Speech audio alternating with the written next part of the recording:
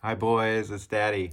I just wanted to make sure that you guys kept up on your Hank Zipzer, even though we can't be together right now. So remember, we are reading Hank Zipzer, Day of the Iguana, and we left off at chapter 14. I must have finally fallen asleep because my dad's voice woke me early the next morning. Out of bed, Hank. Breakfast in 5, he called, knocking on my door. Usually it takes several warnings to get me out of bed, but I jumped up and yelled back, "I'm way ahead of you, Dad!" I went to my desk drawer and pulled it open. Nothing had changed overnight.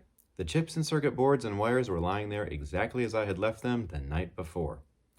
How come in fairy tales magic elves arrive in the night and put everything back the way it was?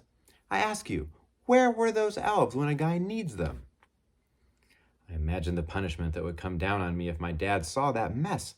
My dad always says the punishment should fit the crime, and I had a horrible feeling that my punishment for taking away his television would be that he'd take away mine, whenever it was finally working again. No TV for a month, he'd say, or maybe even no TV for a year.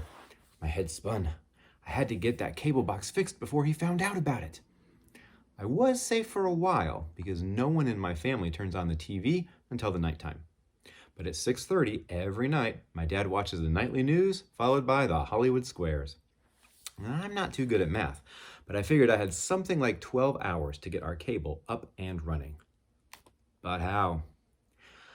I didn't need magic elves. I needed Frankie Townsend. If anyone could put that box back together, it was Frankie. He was a boy genius with electronic stuff. I happen to know firsthand that he had a subscription to Popular Electronics since he was 8 years old. And he reads it too, cover to cover. I thought about my situation at breakfast. I had to find a way to apologize to Frankie that he'd accept. I needed him to help me fix the cable box by the time my father plopped in his chair and flicked on the nightly news. After breakfast, I raced into my room to get my backpack. But before I left, I took out a piece of paper. "Keep out," I wrote. "Science project in progress." I don't think I spelled too many of the words right, but it got the message across, just in case my dad or anyone else felt like snooping. I taped the sign on my door and closed it tight. I considered pointing out the sign to my dad, but I really didn't need to. My dad is a major league sign reader.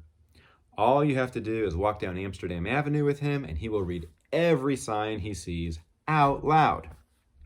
Harvey's Pizza, $1 a slice. Kim's Korean Market, fresh roses today. Big Apple Laundromat, free dry with a wash. Manhattan Bagels, 2 free when you buy a dozen. His sign reading habit was great. And when I was a little guy, his sign reading habit was great when I was a little guy and I couldn't read.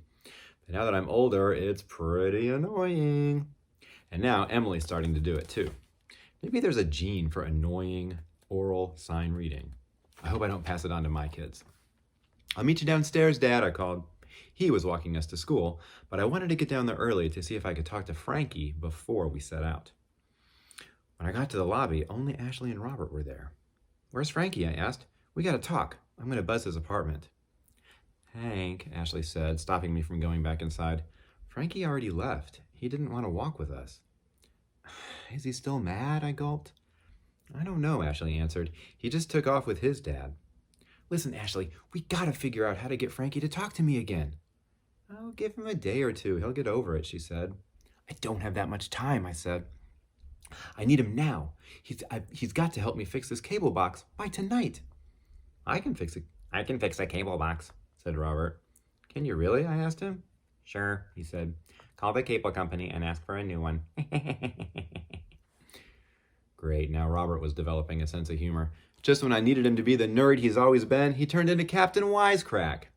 "Actually," he said, "anyone can get a new box. My mom just called for one on the TV on her room." It was the perfect solution. I'd call the cable company right after school and ask them to bring over a new box. My dad and Emily arrived downstairs with Cheerio on a leash. When it's my dad's day to walk us to school, he always brings Cheerio along for the exercise. He likes to sniff the sidewalk and the curbs. Cheerio, that is, not my dad. We headed down Amsterdam Avenue, and I was already feeling much better. It's great when you find a solution to a problem. It's like someone has lifted a huge sack of potatoes off your back. "Robert," I whispered, You're an all right guy, even if you do wear a white shirt and tie to school every day. He reached out with his scrawny little arm and threw me a fake punch in the arm. Boy, is that kid weak. By the way, buddy, he said, it costs $58. What does? The cable box. Actually, $58.40.